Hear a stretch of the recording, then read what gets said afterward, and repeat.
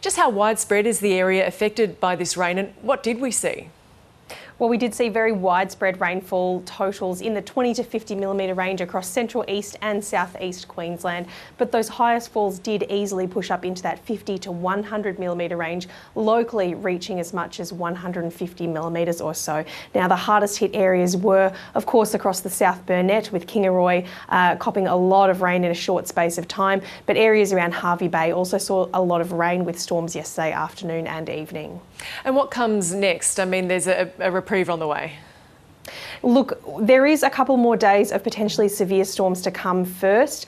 We do have the risk of severe storms, bringing that risk of heavy rainfall once again today. Now, the good news is that areas in the very far southeast, including Brisbane, the Gold Coast and the Sunshine Coast, should avoid the worst of that thunderstorm activity. It's more likely to be further inland and to the north, but that does include large parts of the Darling Downs and Granite Belt, the Wide Bay and Burnett area, and parts of the Maranoa and Warrego as well. Now, we saw at Kingaroy yesterday just how quickly that flash flooding can occur. That's why we call it flash flooding, because it happens in a flash. That is possible once again today if any of those thunderstorms do tend severe. Now, the best way you can keep yourself on top of exactly what's going on, keep an eye on the radar, listen to your emergency services, and of course check the Bureau's website regularly for any warning updates that we may issue through this afternoon. Moving to another part of the country, what's happening with the fire conditions in Victoria's west?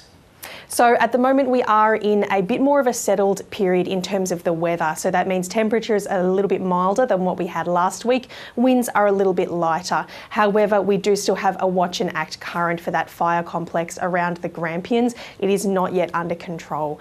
So while the conditions are a little bit more eased today and over the next couple of days, it's still one to be aware of if you live anywhere close in Western Victoria, and one that our fire agencies will have to keep a close eye on, as we are expecting another peak of heat to arrive next weekend. Now, it is New Year's Eve. People are already grabbing their vantage points in the bigger cities, and I understand that Brisbane, the Gold Coast and Sunshine Coast, they're going to be spared the worst of these Queensland storms. Is that right?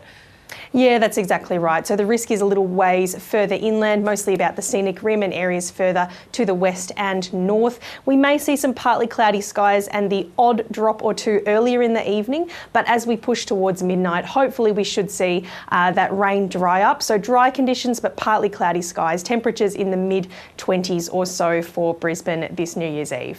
We're seeing some images now of Sydney Harbour. So what about the iconic harbour and also the rest of the capitals today and into the night? So Sydney is going to see the chance of a thunderstorm this afternoon and evening, mostly across the western suburbs, pushing up towards the Blue Mountains.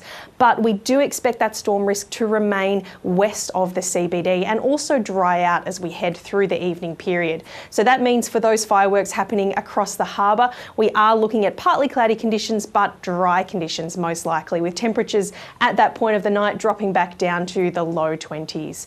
Across the southeast for Melbourne and Hobart, we are expecting mostly clear conditions, with temperatures by midnight dropping back to the mid to high teens. It will be hotter for Adelaide and on the west coast for Perth, with temperatures really struggling to drop below that high 20s mark by midnight. Clear skies in those areas though. And finally for Darwin, we may see a bit of shower and thunderstorm activity through the course of today, with humid conditions persisting. But once again, hopefully that wet weather should ease back towards midnight, although it will still be warm and sticky.